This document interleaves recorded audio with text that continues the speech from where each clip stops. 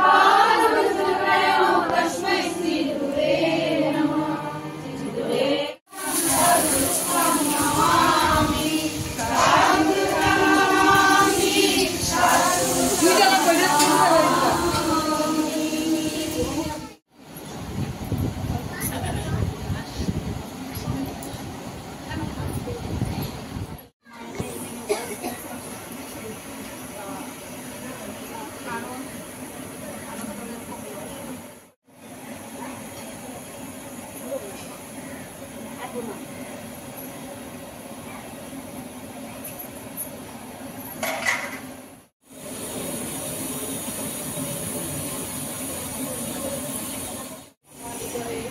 পবিত্র শান্তমাসকে আর তা বলে তুমি বিনীত শান্ত আনন্দিত যে অনুতপ্ত হয়ে পুনরায় সেই প্রকার বিস্মরণে রত হয়।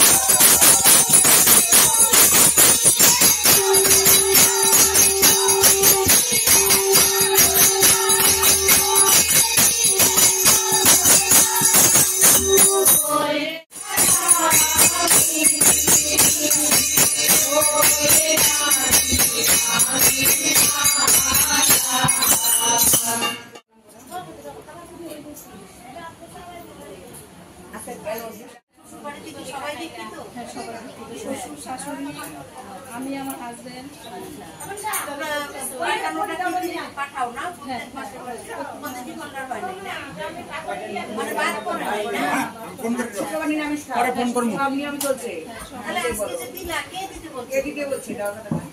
দাদাটার নাম আমি জানি না।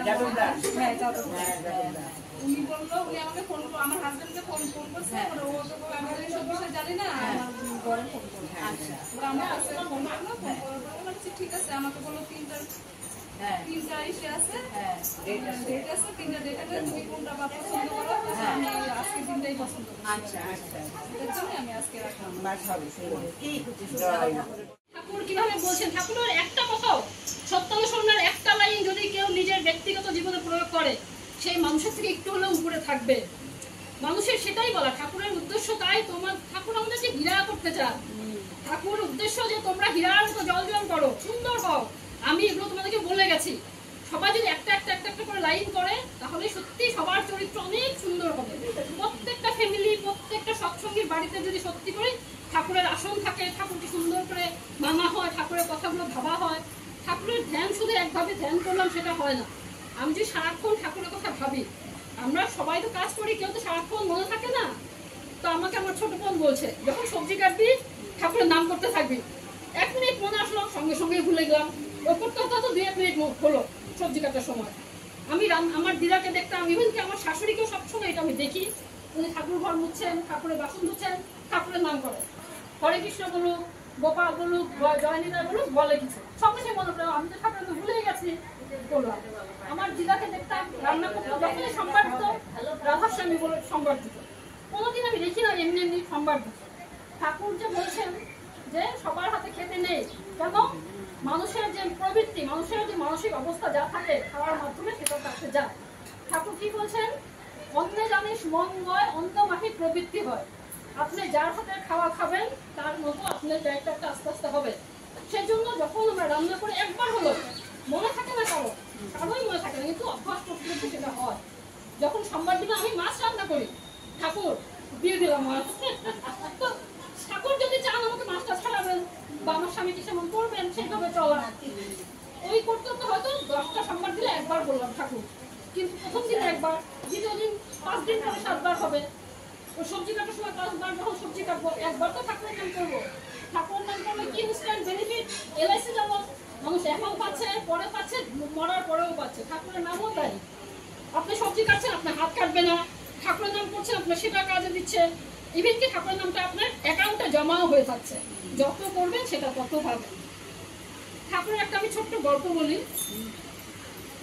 একজন দুঃখী মা ঠাকুরের কাছে গেছেন, ঠাকুর আমার থাকার জায়গা নেই, আমার খুব কষ্ট, আমার খাওয়ার ব্যবস্থা নেই। ঠাকুর বলছে তাতে কি হয়েছে, তুমি এখানেই থাকবা, এখানেই থাকো, এখানেই খাও। তো উনি আছেন, অনেক দিন আছেন, দেওঘরে আছেন, দেওঘরে খান, আস্তে আস্তে সবার সঙ্গে বেশ ভালোই আছেন। তো একদিন ঠাকুর মাকে একটা নতুন শাড়ি দিয়ে বলছে, এটা পরে সুন্দর করে পরে আসো, দেখি আমি। তো ঠাকুর সামনে উনি গেছেন, শাড়িটা নিয়ে আসবে না, আপনি ওনাকে দেখে হাসবে, শুধু মুসকি মুসকি হাসবে, মানে তুমি তোমার অন্য কোনো কিছু না, তুমি শুধু এইটুকুই করো। তো উনি শাড়ি পরে সে দাঁড়ানোতে ওই ছেলেটা ওনার দিকে তাকাচ্ছে আর হাসছে। যেহেতু ঠাকুর নির্দেশ করছেন, উনি কিছুক্ষণ দেখার পর না খারাপ লাগবে, কি একটা ছেলে, আমি বয়স্ক মানুষ, আমাকে দেখে এমন মানে তাকিয়ে আছে। আপনি কি মা বোন নাই, আপনি আমার দিকে তাকিয়েছেন কেন? আপনি কি অসভ্য নাকি? এক মেয়ে মানুষ দেখেন নাই কখনো? বলছে ছেলেটা। তো ছেলেটা ঠাকুরের নির্দেশ যেহেতু খোলাই করতে বলছে, ও কিছু বলেন নাই ছেলেটা। তো কতক্ষণ পর ঠাকুর বলছে, তুমি রাগ হচ্ছে কেন? তো দেখেন না আমাদের আমাকে টাকা মিষ্টি মিষ্টি আসছে। বলে আচ্ছা আপনাকে খাওয়ায় কে? আপনাকে থাকার জায়গা কে দিচ্ছে? ঠাকুর আজ্ঞা আপনি। আপনাকে এই শাড়িটা কে দিল? আগে ঠাকুর আপনি। তাহলে আপনার নজরটা তো আমার দিকে থাকার কথা, আপনি ওর দিকে কেন তাকালেন? হ্যাঁ, আমি যদি আপনাকে সবকিছু দেই তাহলে আপনি তো আমার দিকে তাকাবেন, আপনি অন্য লোকের দিকে, আপনার দৃষ্টির ওদিকে কেন গেল? হ্যাঁ, তো আমরা সবাই তাই করি, মানুষের কথা কেউ কানে দিবেন না, কারোর দিকে তাকাবেন না। আপনি যখন যজন ইষ্টবিধি করতে বলে, আমরা সাধারণ মানুষ যারা যে ওনারা দীক্ষা দিচ্ছে, আমি যেমন খুব সাধারণ, আমি সবসময় যাই না। যাজন কিভাবে করবো, হ্যাঁ যজন কিভাবে করবো, যজন করার একটাই নিয়ম, ওই যে সবসময় অনবরত না। আমার মনে হয় 1 মাস যদি কেউ বেশি টাইম করতে পারে সেটা আলাদা, যাদের হয়ই না তারা যদি 6 মাস ঠাকুরের নাম করে, যেমন আমি এখন মাতৃ সম্মেলন আসি বা যেখানে যাই শুধু নাম করার জন্য, ঠাকুর ঠিক আমাকে জাগ্রত পৌঁছা দিবে যে তুমি এদের সঙ্গে যাও, তুমি এইভাবে গেলে তুমি দেওঘরের মানে ঠাকুরের রাস্তা পাবা। ঠাকুরের রাস্তায় মানুষকে সুগঠিত করা, সুন্দর করে মানুষ যত সুন্দর হয়। আচার্য কি বলছেন, যাজন কেমন করতে হয়, তোমার ঘরে ঠাকুরের এত সুন্দর সিংহাসন বসাও, ঠাকুরকে এত সুন্দর করে সাজিয়ে রাখো, অন্য যে কোনো একটা অন্য দীক্ষিত হোক না হোক, সে যে কোনো বাইরের লোক এসে দেখে জানো ভাবে বা এত সুন্দর ঠাকুরের আসন, সে বাড়ি গিয়ে নিজের জন্য জিনিস কিনবে না, আগে তার আসন সাজাবে, সেটাও এক ধরনের যাবে। সেজন্য ঠাকুর বলছে তোমরা যে যেভাবে পারো, সবাই একই পদ্ধতিতে করতে হবে তার কথা নেই, যে যেভাবে পারো ঠাকুরকে ধরো, ঠাকুরকে জানো, ঠাকুরকে ডাকো। সব থেকে বড় কথা আমি মনে করি সবার জন্য প্রযোজ্য, ঠাকুরের ইষ্টবিধি করা, ঠাকুরকে ডাকা, অনবরত ঠাকুরের নাম করা, তাতেই ঠাকুরের মানে আমাদের মুক্তি, এছাড়া কোনো সত্যিই কোনো রাস্তা নেই। আমার আর কিছু চিন্তা করতে হবে না, আমি যদি নাম করি যে আমি মাতৃ সম্মেলনে যাবো কি করে, কোথায় অধিবেশনে যাবো কি করে, আমি অটোমেটিক ছুটবো, তখন অটোমেটিক আমার ভিতর থেকেই আসবে যে আমি মাতৃ সম্মেলনে যাই, এত রৌদ্র এত গরম তাও সবাই আসছে, যেন ঠাকুরকে সবাই ভালোবাসে। ঠাকুর কি কিছু দেয় তার বিনিময়ে আমাদেরকে?